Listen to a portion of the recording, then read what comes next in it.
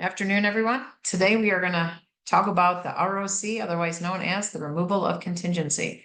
And this form is in your sales packet, and it's called the Amendment to Purchase Agreement and Removal of Contingencies.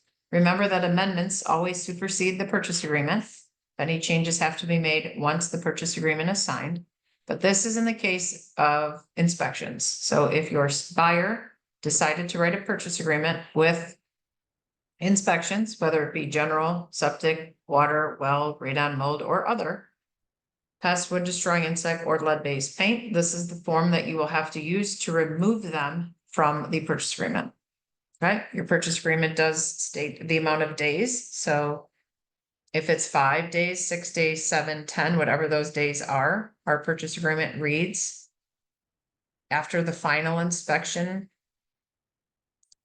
you have 3 days to respond to the seller with this form. Okay, normally day 1, everyone's reading the inspection report. Day 2, everyone is kind of gathering their thoughts. And if you've had radon, hopefully that radon test will be coming back on day 2. And then day 3, by midnight, you are supposed to respond. Inspections talk all days, where financing talks business days. So Saturday and Sunday do count for inspections. So here's the form. This is in the CMIC sales team folder. It will default, hopefully, if it's set up correctly in your loop. If it isn't, please let us know. But once you bring it up, it states this is an amendment to the offer between buyer's names and seller's names. The amount, the address here, and the date of the contract, not today's date, the date or the date you're writing this up. It's the date of the contract. And then the parties hereby agree as follows. So if the home inspection went so well, and they're not asking for anything, because remember, your buyers have 3 options after the home inspection, right? 1, take it as is. It's so amazing, we sign off. 2, no thanks for signing a mutual release.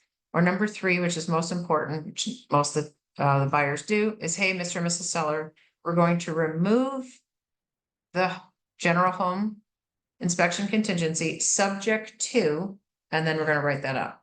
Okay. If they're having inspections, water potability, or well, radon, mold. Others would be if you had maybe a roofer or a waterproofer or a specialist come out within that time frame. Pest, wood destroying insect, and lead-based paint. In the 20 years I've been selling houses, I've never had a lead-based paint inspection. It is there underneath all the layers of paint, but since 1978, they're not allowed to put lead in paint anymore. So it definitely most likely has been painted over.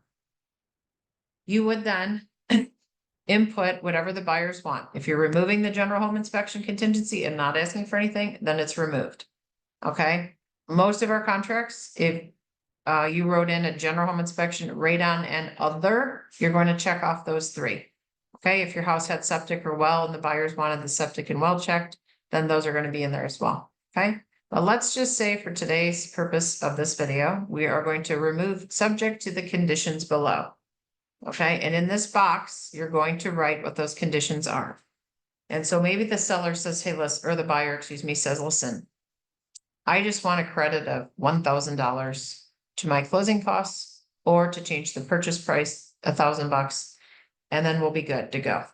Okay, so if you're not versed in filling these out, please talk to me first, because I will teach you how to write these up. No lender will allow you to write seller to credit buyer $1,000 due to the water in the basement. Okay, they will send that back, shoot up red flags. You'll be waterproofing the whole house before you know it. If they want a credit, you just write seller to credit $1,000 towards the buyer's closing costs or prepaids. You don't write a reason. You and the realtor know the reason why. No one else is going to know why. If you want to change the purchase price by $1,000, if the house is $200,000, now it's $199,000. You don't write because of. You just write the amount. No one's going to ask.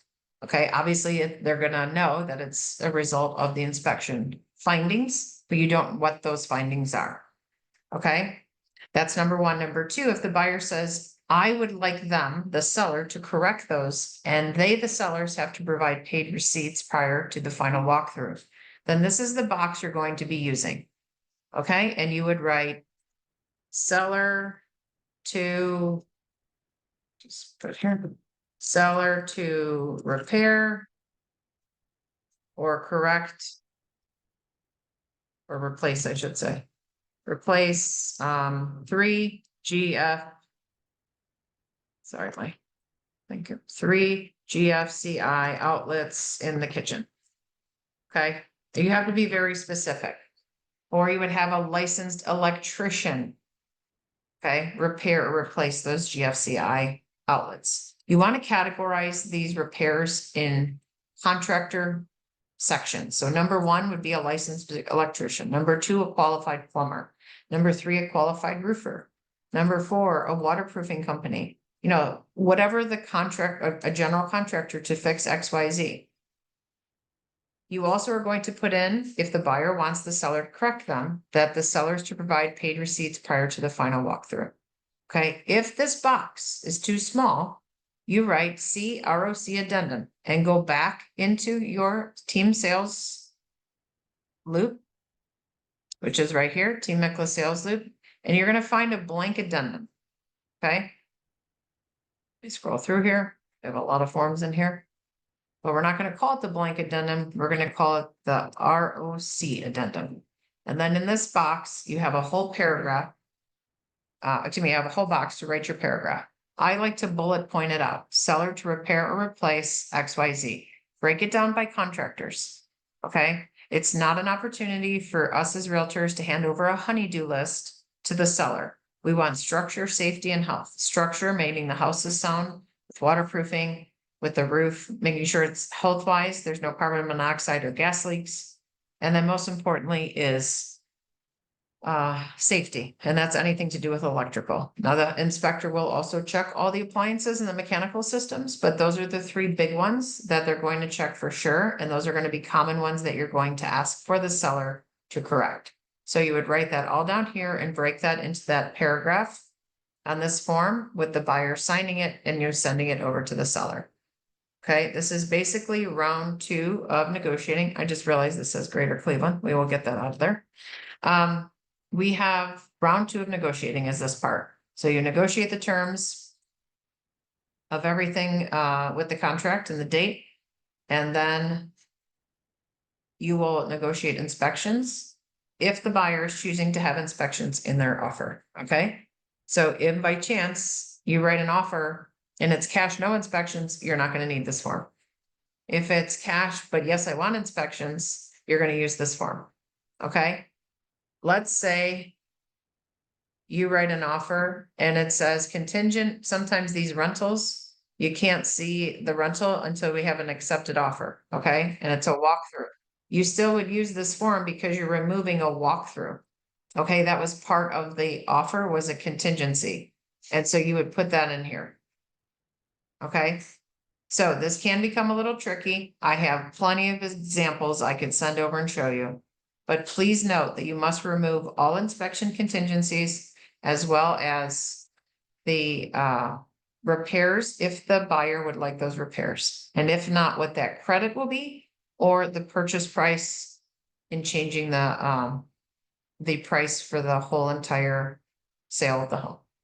As always, if you need help, please contact me or text me and we will get this all drawn up for you. But this is very tricky and you got to be careful with your words so that it doesn't shoot up any red flags for the lender. Thanks. Talk to you soon.